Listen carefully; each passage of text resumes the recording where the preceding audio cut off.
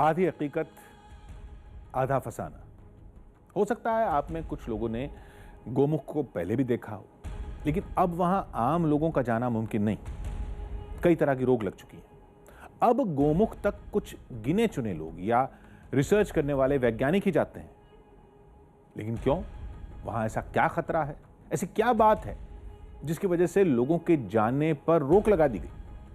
इन सब बातों ने गोमुख के बदलने से जुड़े रहस्य को और गहरा दिया।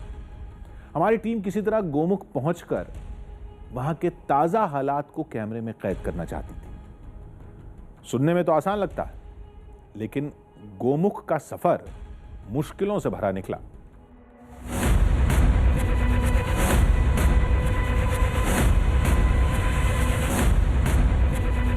गंगोत्री से गोमुख की दूरी करीब 19 किलोमीटर है, जिसे तय करने में 24 घंटे से ज्यादा का वक्त लगेगा। हम जैसे ही गंगोत्री से आगे बढ़े, वहां के नजारों ने हमें हैरत में डाल दिया।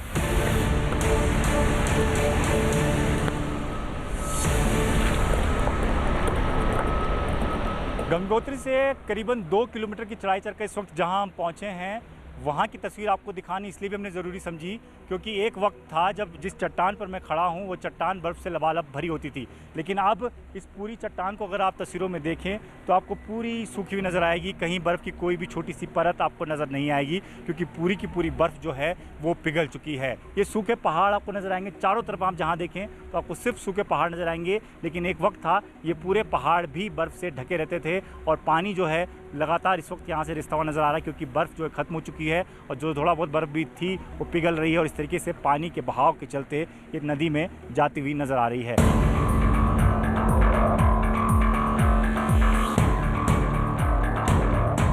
इन पथरीले रास्तों से मंजिल तक पहुंचना एक बड़ी चुनौती थी। रास्ते में कई छोटे झरने भी थे जिन्हें इन कच्चे पुलों से पार करना होता है। गंगोत्री से जब हम गौमुख के लिए चले थे तो हमें लगा था कि रास्ता जितना आसान हमने सुना है या पढ़ा है उतना ही आसान होगा, लेकिन जब हमने चलना शुरू किया तो कुछ किलोमीटर बाद ही समझ आया कि चीज़ें उतनी आसान नहीं हैं।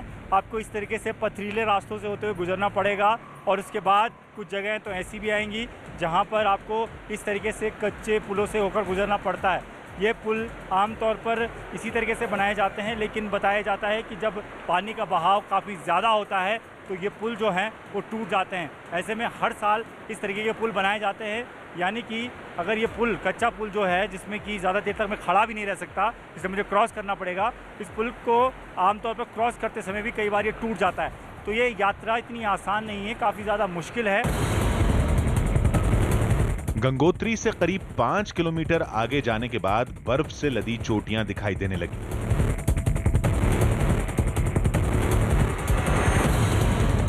रास्ते की मुश्किलों और कठिन चढ़ाई से टीम थोड़ी सहम गई थी। गोमुख का जिक्र कई पौराणिक ग्रंथों में मिलता है, लेकिन हमारी मंजिल तो आज का गोमुख था, जिसके सफर में कुछ घंटे की यात्रा के बाद हमारी टीम चीड़वासा में थी। गंगोत्री से अब करीबन हम 10 किलोमीटर ऊपर आ चुके हैं और अब हम जहां पहुंचे हैं उस जगह का नाम है चीड़वासा। चीड़वासा इसलिए क्योंकि इसके आसपास सिर्फ चीड़ के पेड़ ही नज़र आते हैं। तस्वीरों में आपको दिखाने की कोशिश करते हैं। लंबे लंबे जो पेड़ आपको नज़र आ रहे हैं ये दरअसल चीड़ के पेड़ हैं जो आमतौर पर पहाड़ों पर ज़्यादा नज़र आते हैं और इस पूरे इलाके में चीड़ के पेड़ काफ़ी ज़्यादा हैं, इसलिए इस इलाके को चीड़वासा कहा जाता है। जहाँ तक ऊंचाई की बात करें, 10 किलोमीटर चढ़ चुके हैं और 10 किलोमीटर चढ़ने के बाद जो ऊंचाई है उस ऊंचाई के बारे में यहाँ पर लिखा हुआ है। ऊंचाई 3600 मीटर यानी कि 3600 मीटर की ऊंचाई पर हम इस वक्त मौजूद हैं। काफ़ी ऊपर आ चुके हैं, इसलिए थोड़ी सी परेशानी ज़रूर हो रही है चढ़ने में भी, सांस लेने में भी, क्योंकि जैसे जैसे ऊपर चढ़ते हैं वैसे वैसे थोड़ी परेशानी और ज़्यादा बढ़ जाती है। लेकिन अभी हम सिर्फ 10 किलोमीटर चढ़े हैं, 9 किलोमीटर और जाना बाकी है, उसके बाद हमें गोमुख के दर्शन हो पाएंगे। चीड़वासा से आगे बढ़ते ही मौसम रंग बदलने लगा। ऑक्सीजन की कमी, धुंध से देखने में दिक्कत और पथरीले रास्ते, मुश्किलों में कोई कमी नहीं थी। हम जैसे जैसे गोमुख के रास्ते में आगे बढ़ते जा रहे हैं वैसे वैसे मौसम भी ख़राब होता जा रहा है। इस वक्त की स्थिति ये हो चली है कि कोहरा काफ़ी ज़्यादा घना हो चुका है और सामने का रास्ता बिल्कुल भी नज़र नहीं आ रहा। अगर हम अपनी नज़र से देखें तो सामने कुछ नहीं है। कैमरे की नज़र से आपको दिखाएं तो आप भी देख सकते हैं कि आपको थोड़ी दूरी तक, यानी कि सिर्फ 20 से 25 मीटर की दूरी तक आपको चीज़ें दिखाई देगी। उसके बाद घना कोहरा है। घने कोहरे में हमें एक शख्स आता हुआ दिखाई दिया। पूछने पर पता चला ये एक गाइड है और एक टीम को गोमुख छोड़कर वापस जा रहा है। कितना परेशानी भरा रहता है उतना आगे जाना? परेशानी तो है सर, बर्फ़ गिरे ऊपर से, ठंडा है। अच्छा, ठंडा भी होगा, सांस लेने में भी दिक्कत होगी, आगे जाने में दिक्कत होती होगी। बिल्कुल सर। अच्छा, तो आप ऐसे ही जाते रहते हैं वहाँ ऊपर नीचे? जाते रहते सर हम। अच्छा, तो कितने चक्कर लग जाते हैं आपके? लग जाते सर, कभी 4 कभी 5।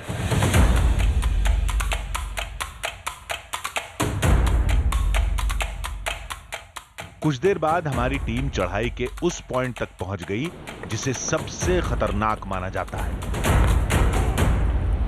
जिस रास्ते पर हम चल रहे हैं वो कितना खतरनाक है उसकी तस्दीक करता है ये बोर्ड, जिस बोर्ड पर आप साफ तौर पर देख सकते हैं लिखा हुआ है कि आगे पत्थर गिरने का खतरा है, कृपया सावधानी पूर्वक चलें।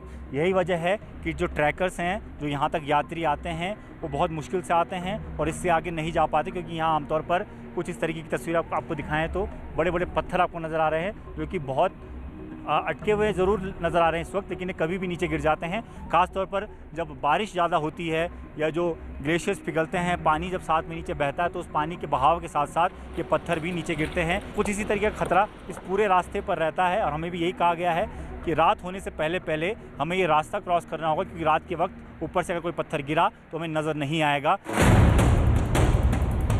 अंधेरा होने वाला था, बारिश शुरू हो चुकी थी। रात में गोमुख की यात्रा करना मना होता है। ऐसे में हमारी टीम भोजवासा पहुंची। गोमुख की यात्रा करने के लिए ये 14 किलोमीटर बाद जो ये भोजवासा है, वहाँ पर इस तरीके की व्यवस्था जो है वो कराई गई है।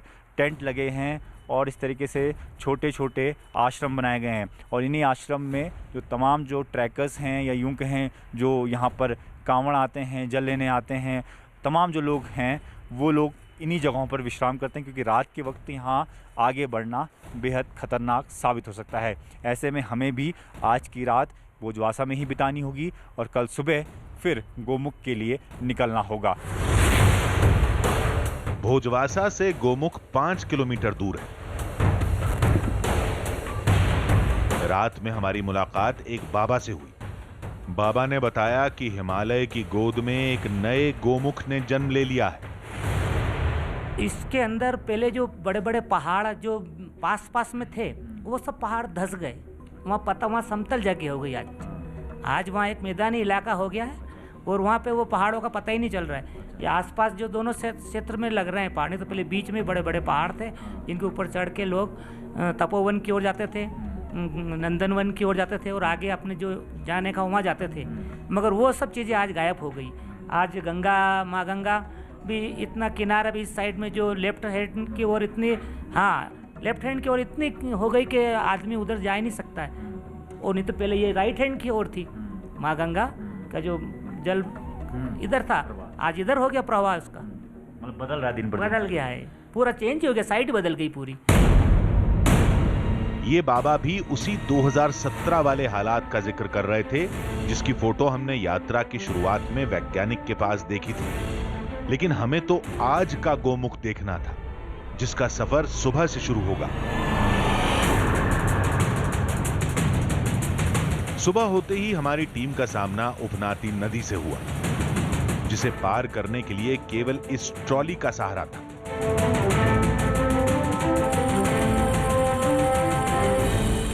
इस वक्त हम एक ट्रॉली की मदद से इस पूरी नदी को क्रॉस करने की कोशिश कर रहे हैं, क्योंकि आमतौर पर जब आपको गोमुख जाना होता है तो ऐसे ही रास्तों से जाना होता है। हालांकि 2 रास्ते हैं, दूसरे रास्ते से जाते हैं ज़्यादातर लोग, लेकिन वहाँ पर बारिश होने की वजह से पत्थर गिर गए हैं, बड़े बड़े पत्थर गिर गए हैं, जिस वजह से वो पूरा रास्ता ब्लॉक हो गया है।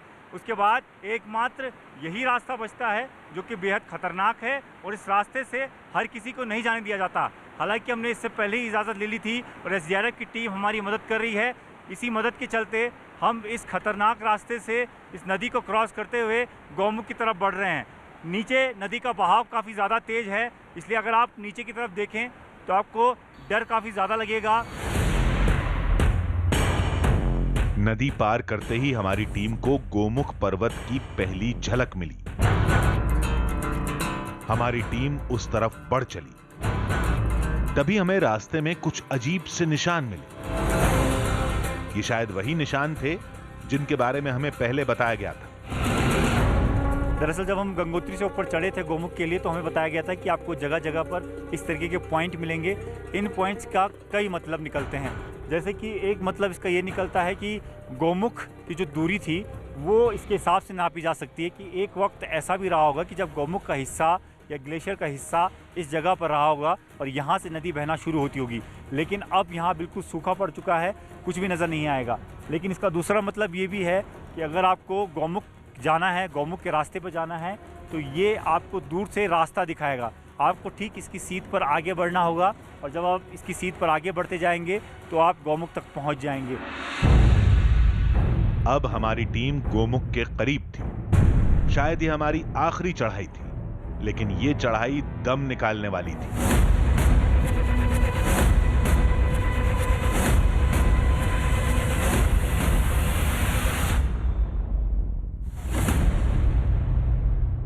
इस चढ़ाई को आपको इन पत्थरों से होकर पार करना होता है। ये पत्थर ऐसे हैं कि कभी भी कोई भी पत्थर फिसल सकता है, इसलिए आपको बड़ी ध्यान से जो है इसमें पैर रखना होता है और उसी के हिसाब से आपको ऊपर चढ़ना होता है, क्योंकि आपका पैर जो है वो कभी भी कहीं भी फिसल सकता है।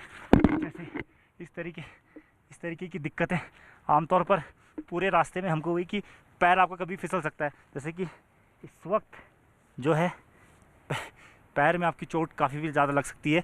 हमारे कैमरामैन को भी, जो हमारे साथ चल रहे हैं, उनको भी काफ़ी चोटें आ रही। तो इस तरीके से पत्थरों में चढ़कर आपको ऊपर का रास्ता जो है वो पार करना होता है। गोमुख यहां से चंद मीटर की दूरी पर है। आम लोगों को इससे आगे जाने की इजाजत नहीं, क्योंकि आगे पत्थरों के खिसकने का खतरा होता है। लेकिन तमाम खतरों को पार करने के बाद अब हमारी टीम गोमुख के सामने थी।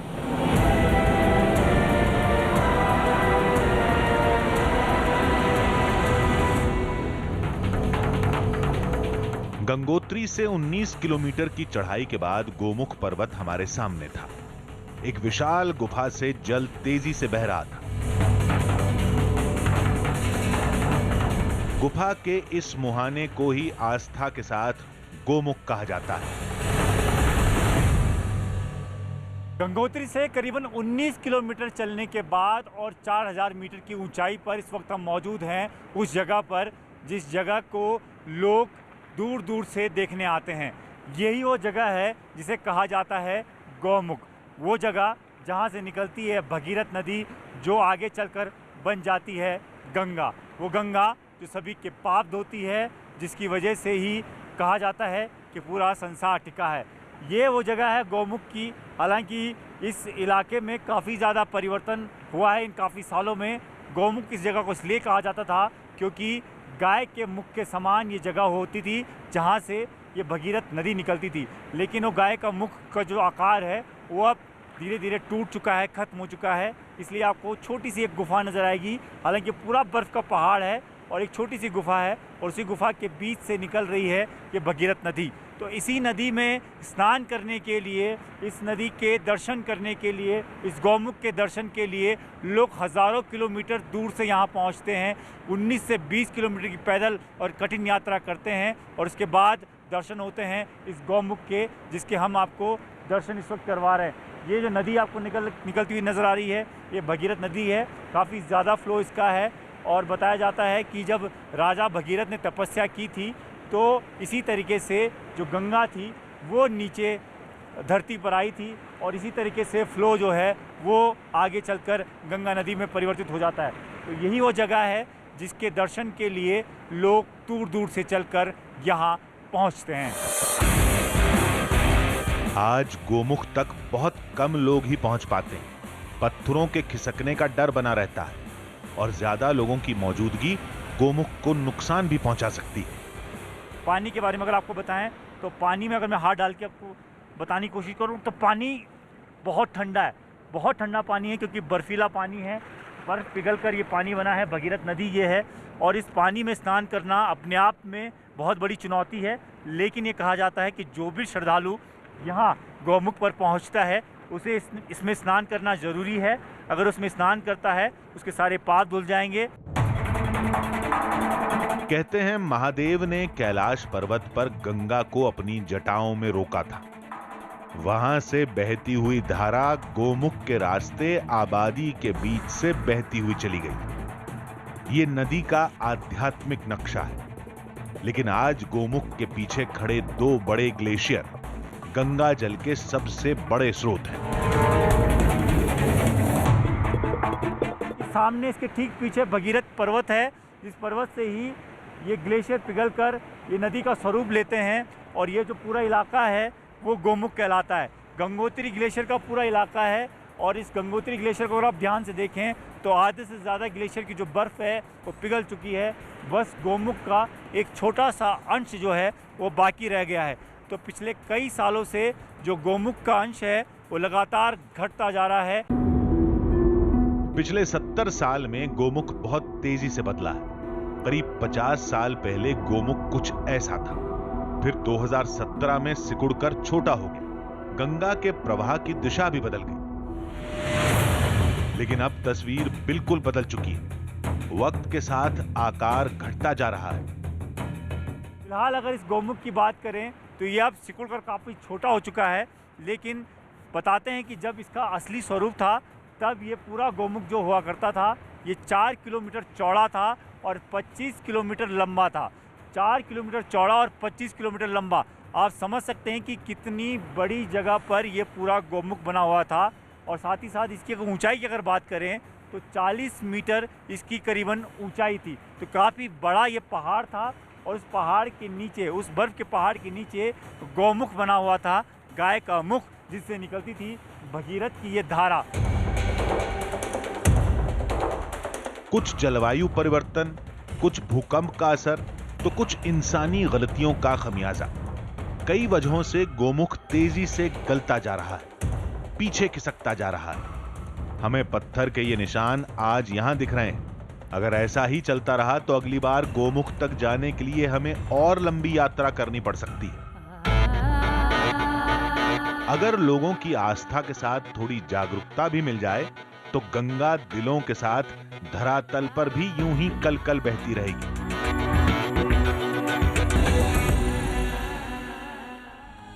आज की दुनिया तर्कों पर चलती है।